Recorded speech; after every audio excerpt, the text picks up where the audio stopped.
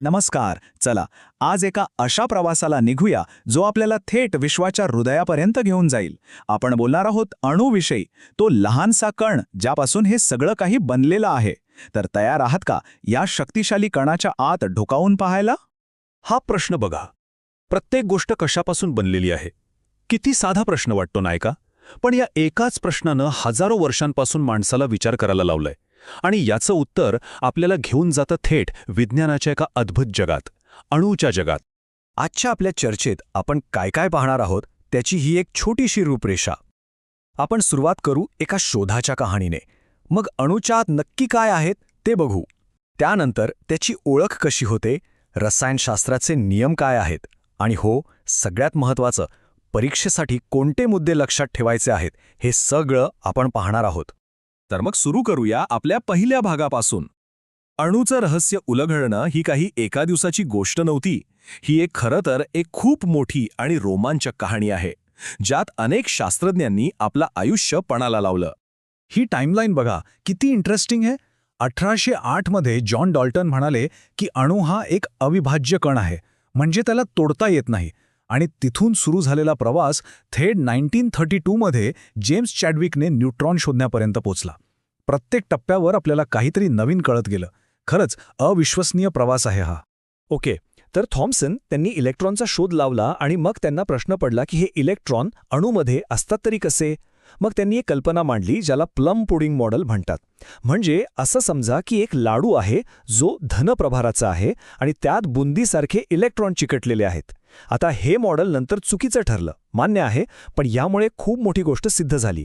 ती म्हणजे अणू अविभाज्य नाही, त्याच्या आतही काहीतरी आहे. आणि मग आले रुदरफोर्ड. त्यांच्या एका प्रयोगाने तर सगळी समीकरणच बदलून टाकली.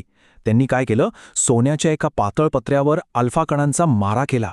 त्यांना वाटलं होतं की सगळे कण आरपार जातील, आणि तसंच झालं. बहुतेक कण सरळ निघून गेले. यावरून त्यांना वाटलं की अणूचा बहुतेक भाग रिकामा आहे. पण खरा ट्विस्ट तेव्हा आला जेव्हा काही मोजके कण चक्क मागे फिरले, जसं काही ते एखाद्या भिंतीवर आदळले असावेत. रुदरफोर्ड स्वतः या घटनेबद्दल काय म्हणाले ते ऐका. ते म्हणाले, हे इतकं अविश्वसनीय होतं जणू काही तुम्ही एका कागदाच्या तुकड्यावर तोफेचा गोळा झाडावा आणि तो परत येऊन तुम्हालाच लागावा. विचार करा, त्यांना केवढा मोठा धक्का बसला असेल. आणि याच धक्क्यातून एक महान शोध लागला. अणूचा जवळजवळ सगळा भार आणि सगळा धनप्रभार तो त्याच्या मध्यभागी एका छोट्याशा घनदाट जागेत असतो, आणि त्यालाच आपण आज केंद्रक किंवा न्यूक्लियस म्हणतो. ठीक आहे, तर आता आपल्याला अणूची एक ढोबळ रचना कळली आहे. मध्ये एक केंद्रक आहे आणि बाकी जागा मोकळी आहे. पण मग प्रश्न येतो की या केंद्रकात नक्की काय आहे आणि त्या मोकळ्या जागेत काय आहे? चला जरा अजून आत जाऊन बघूया. तर हे आहेत अणूच्या आतले 3 मुख्य खेळाडू: प्रोटॉन, न्यूट्रॉन आणि इलेक्ट्रॉन. आता या तक्त्याकडे बघा. प्रोटॉन आणि न्यूट्रॉन हे दोघे केंद्रकात म्हणजे न्यूक्लियसमध्ये एकत्र राहतात.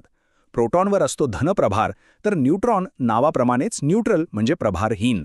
आणि इलेक्ट्रॉन ते या केंद्रकाभोवती फिरत असतात आणि त्यांच्यावर असतो ऋणप्रभार. आता वस्तुमानाबद्दल बोलायचं झालं तर प्रोटॉन आणि न्यूट्रॉन हे जड आहेत. त्यांचं वस्तुमान जवळपास सारखंच, म्हणजे एक अणु वस्तुमान एकक किंवा स्मॉल यू आहे. पण इलेक्ट्रॉन त्यांच्या तुलनेत खूपच हलका आहे. हे 3 कण आणि त्यांचे गुणधर्म समजून घेणं खूप महत्त्वाचं आहे. आता अणुअंक किंवा ॲटॉमिक नंबर हे म्हणजे अणूचं आधार कार्ड समजा. जसं आपलं आधार कार्ड आपली ओळख ठरवतं, तसंच अणूच्या केंद्रकात किती प्रोटॉन आहेत यावरून तो कोणता मूलद्रव्य आहे हे ठरतं. ही संख्या कधीच बदलत नाही. म्हणजे जर 6 प्रोटॉन असतील तर तो नेहमी कार्बनच असणार, आणि जर 7 प्रोटॉन असतील तर तो नेहमी नायट्रोजन. सिंपल. बरं, आता वस्तुमानांक किंवा मास नंबर हे सुद्धा खूप सोपं आहे. आपण मगाशी पाहिलं की अणूचं जवळजवळ सगळं वजन त्याच्या केंद्रकात असतं, कारण इलेक्ट्रॉन खूप हलके असतात. मग केंद्रकात काय असतं?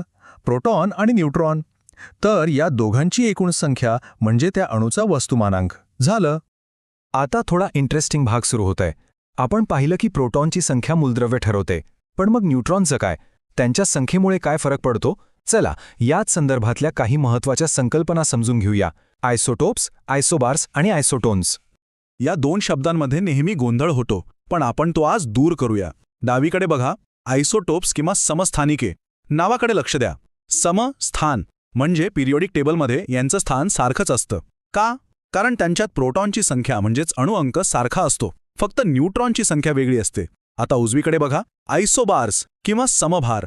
पुन्हा नावाकडे लक्ष द्या. समभार म्हणजे यांचा भार म्हणजे वस्तुमानांक सारखा असतो, पण हे वेगवेगळे मूलद्रव्य असतात कारण त्यांचा अणुअंक वेगळा असतो. सोपं आहे ना?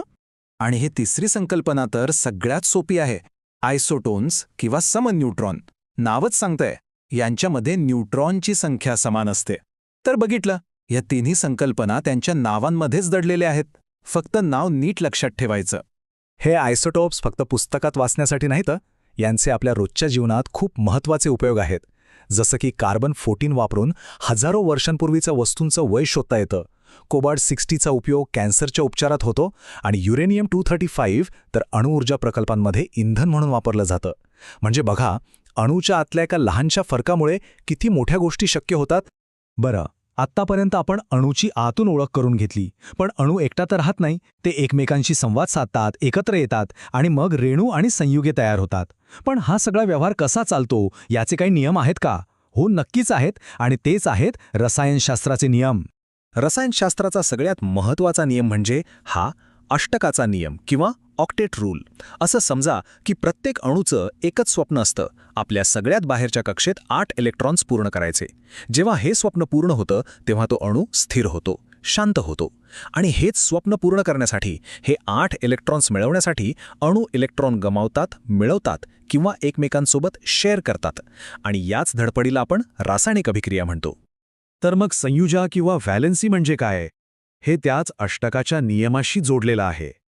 आपलं 8 इलेक्ट्रॉनचं स्वप्न पूर्ण करण्यासाठी एखादा अणू किती इलेक्ट्रॉन देतो, घेतो किंवा शेअर करतो, तो आकडा म्हणजे त्याची व्हॅलेन्सी.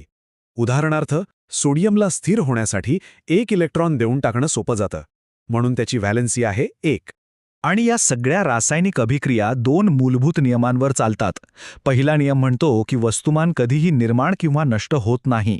म्हणजे तुम्ही अभिक्रिया सुरू करण्यापूर्वी जेवढं वस्तुमान घेतलं होतं तेवढंच तुम्हाला अभिक्रिया संपल्यावर मिळेल. आणि दुसरा नियम सांगतो की कोणत्याही संयुगात, उदाहरणार्थ पाण्यात, हायड्रोजन आणि ऑक्सिजनचं प्रमाण नेहमी ठराविकच असतं. तुम्ही पाणी कुठूनही आणा, ते प्रमाण बदलणार नाही. हे 2 नियम म्हणजे जणू काही रसायनशास्त्राचा पायाच आहेत. चला तर मग, आत्तापर्यंत आपण जे काही पाहिलं त्यातले परीक्षेच्या दृष्टीने सगळ्यात महत्त्वाचे मुद्दे कोणते आहेत ते थोडक्यात पाहूया. एक प्रकारचा क्विक रिव्हिजन. तर हे 5 मुद्दे नक्की लक्षात ठेवा. डाल्टनपासून चॅडविकपर्यंतचा प्रवास कसा झाला, प्रोटॉन, न्यूट्रॉन, इलेक्ट्रॉन यांचे गुणधर्म काय आहेत, अणुअंक आणि वस्तुमानांक यातला नेमका फरक काय आहे, आयसोटोप्स, आयसोबार्स म्हणजे काय, आणि शेवटी अष्टकाचा नियम आणि रासायनिक संयोगाचे नियम. एवढं पक्क केलं की या टॉपिकमधले बहुतेक प्रश्न सहज सुटतील. आणि आता जाता जाता हा एक विचार तुमच्यासाठी. जर प्रत्येक अणू जवळजवळ 99.99% रिकामा असेल, तर मग आपण ज्या भिंतीला हात लावतो, ज्या खुर्चीवर बसतो, ती आपल्याला घन का जाणवते? हे सगळं जग जे आपल्याला इतकं ठोस वाटतं, ते आतून जवळजवळ पोकळ आहे. जरा विचार करण्यासारखी गोष्ट आहे, नाही का?